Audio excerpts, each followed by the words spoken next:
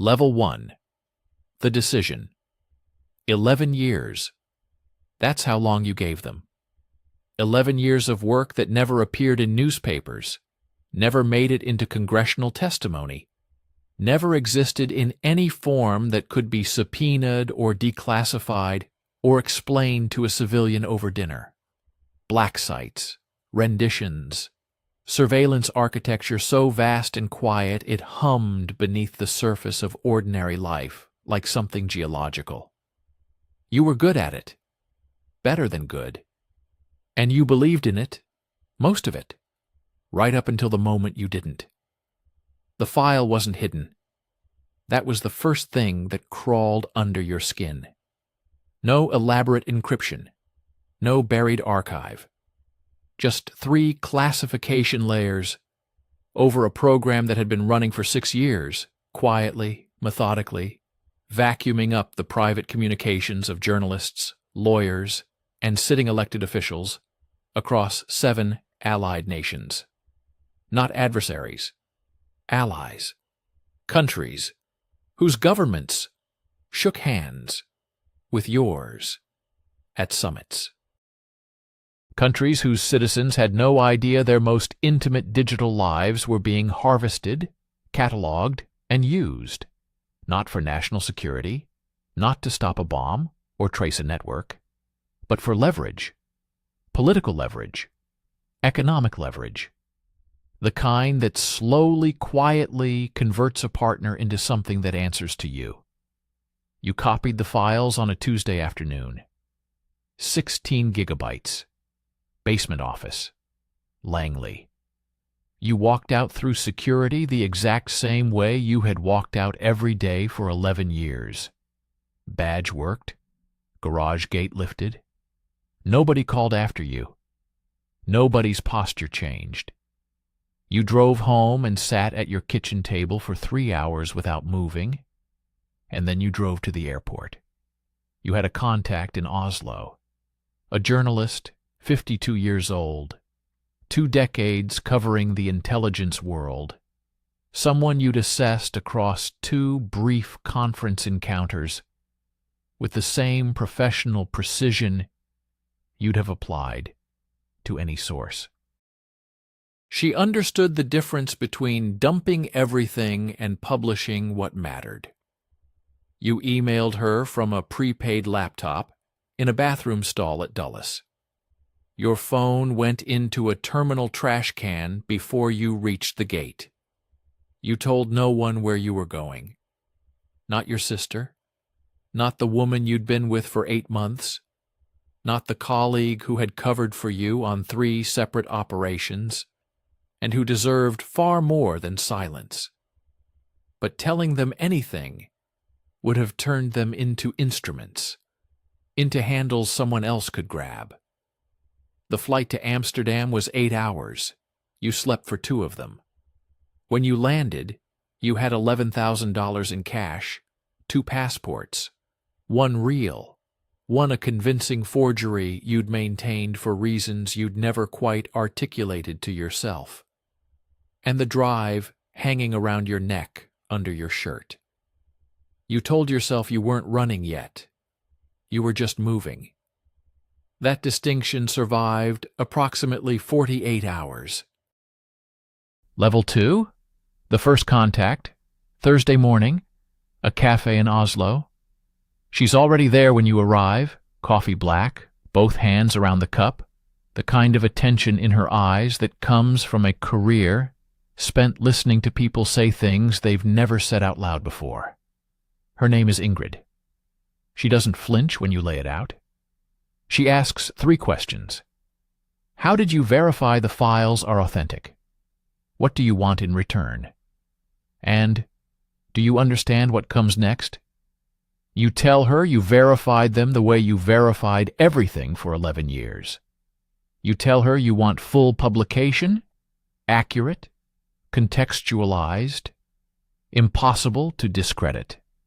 You tell her yes, you understand what comes next. She looks at you for a long moment and says she doesn't think you do. She's right. She takes the drive. She needs 2 weeks. Verification, legal review, coordination with partner outlets across 4 countries for simultaneous release. 2 weeks of you in a rented room, watching news cycles, monitoring for the specific species of silence that precedes a story about to break. The silence arrives on day 11. Not the story, something else. A small notice in a Norwegian intelligence circular, not public, forwarded to you by Ingrid, with a single line of context. American intelligence services have submitted an inquiry to Norwegian authorities regarding a citizen of interest. No name, no description. Just an inquiry. They know you're in Norway. They don't know exactly where. The window is already moving. You email Ingrid. She says the story publishes in 72 hours regardless. You move to Bergen. Fake passport? Burner phone? Everything tethered to your real identity gets cut.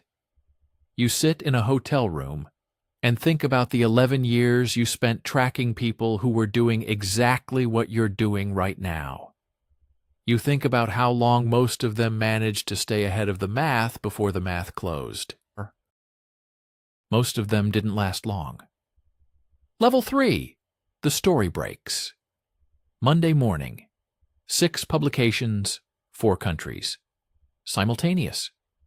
You watch it happen from a laptop screen in Bergen, and there is something almost clinical about witnessing the cascade, the headlines, the network chirons, the diplomatic statements that arrive in waves, each one slightly more desperate than the last. Confusion first, then denial, then the careful, lawyered language of governments, who are covering something real and know the cover won't hold. The program is named, the scope is documented. The Allied governments begin the slow, humiliating work of explaining themselves to their own citizens. Your name isn't in the story. Ingrid held that line.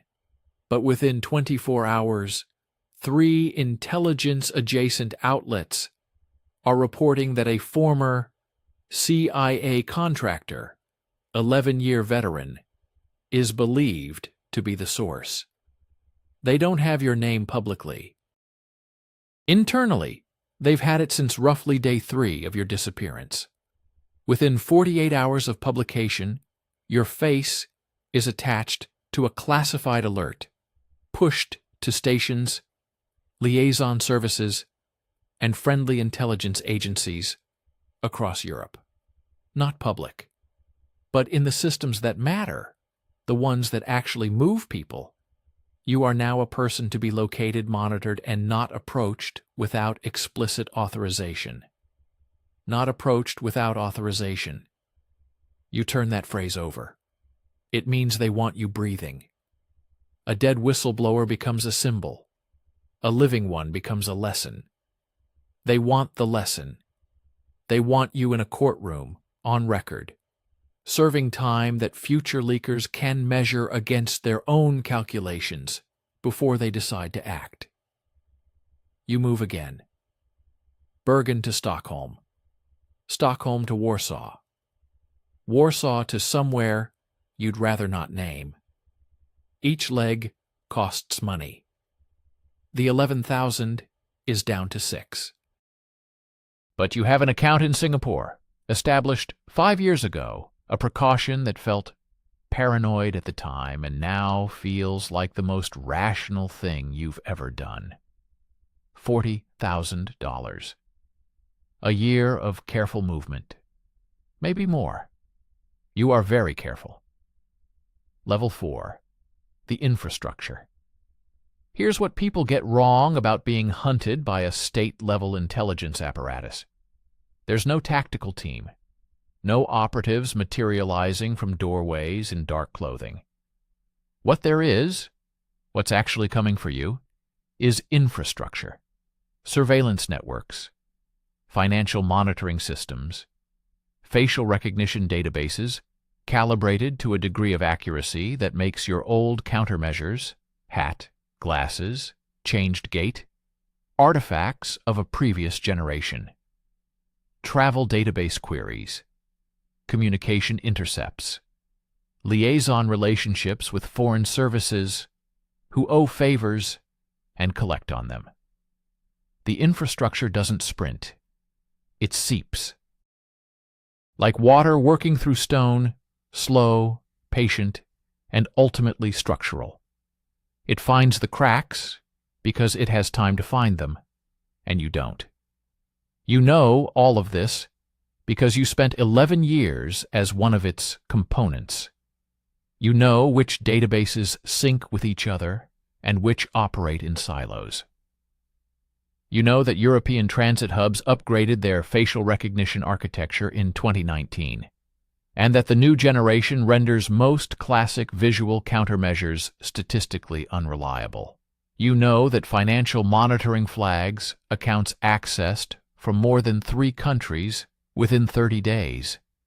You know that burner phones are tracked by hardware signature, not SIM, which means swapping cards in an old handset is not the clean move it used to be.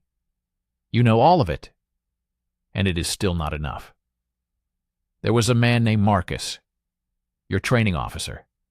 3 weeks of surveillance detection and identity management, more than a decade ago. He had a theory about people running from institutions. He said the mistake everyone makes is believing the institution is looking for who you are. It isn't, he said. It's looking for the pattern of how you move. Change the pattern, not the face. The face is almost secondary. You've been changing the pattern. New cities every 10 to 14 days, no routines, no repeat locations, cash, rotated transport modes. But here's what Marcus also knew. Complete randomness has a signature too. A professional operating on professional instincts doesn't produce genuine chaos. The randomness follows a logic. The logic of someone trained to evade, and someone trained to find people trained to evade can eventually read that logic like a language. On a train from Krakow to Vienna, a woman sits beside you. American, mid-30s, too relaxed for a tourist, too unassuming for someone with business to conduct. She opens a conversation about the view through the window. You respond in French. Without hesitation, she follows you into French. You move to the dining car and don't return to your seat. She doesn't follow. Either she's exactly what she's pretending to be, or she's far better than you are. You disembark at the next stop. Not Vienna. A cab to a town you've never visited. A rented room. You sit on the edge of the bed and count what's left of the cash, and you think about Marcus, and you think about patterns inside patterns, and you think about how the gap between knowing the system and escaping the system narrows a little more every single month. Level 5, the contraction. 8 months in, the public has moved on. The program generated formal hearings in 3 countries, 2 diplomatic crises, a classified internal review that will eventually produce a report no one outside a very small room will ever read. Ingrid published a follow-up piece 6 weeks after the initial release. Your name appeared publicly in month 2, attached to a statement from the CIA's Public Affairs Office describing you as a former contractor who stole classified materials and faces serious federal charges. The word theft appeared 4 times in 4 sentences. Your sister gave a single interview to a local news outlet in the city where you both grew up. She said she hadn't heard from you and didn't know where you were. She was telling the truth. You watched it on a laptop in a guest house in Eastern Europe, and something moved through you that had no clean name, somewhere between guilt and the particular weight of understanding that the price of your choices is being collected from people who never agreed to pay it.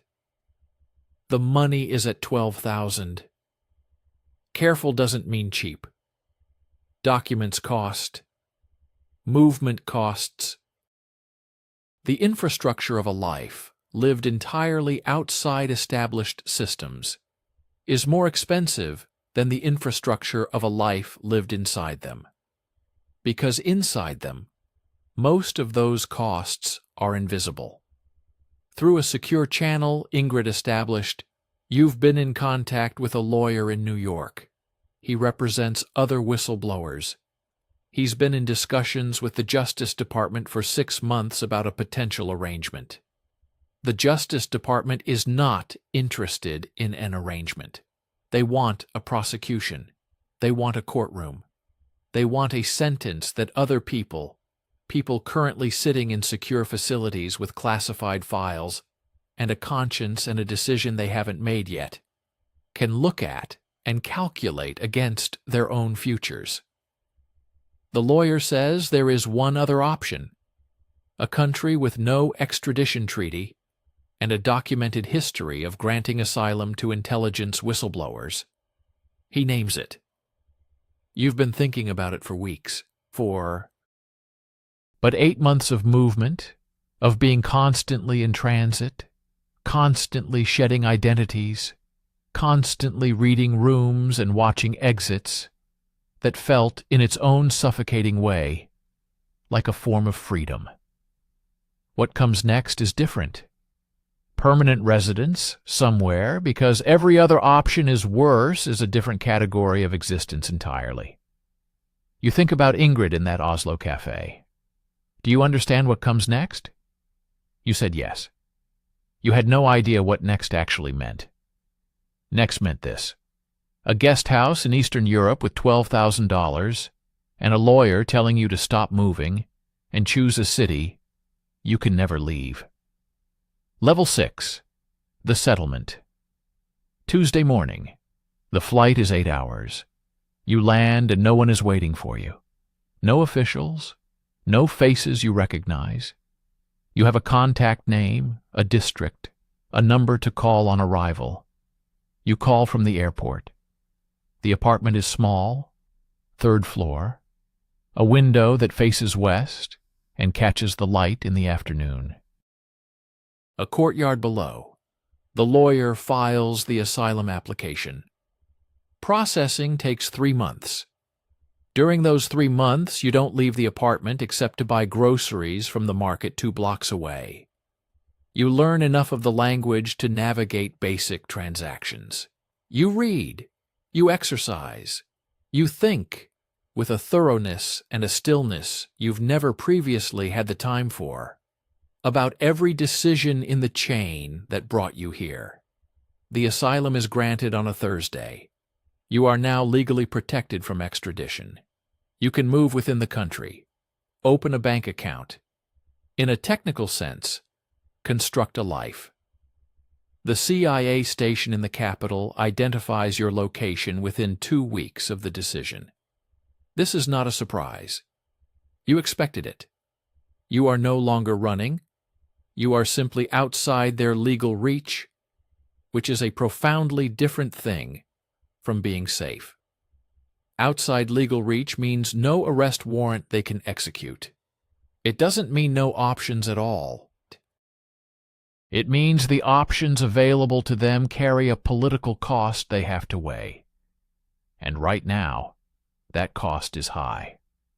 The story you broke is still producing consequences, still generating hearings and reviews and uncomfortable questions in foreign parliaments.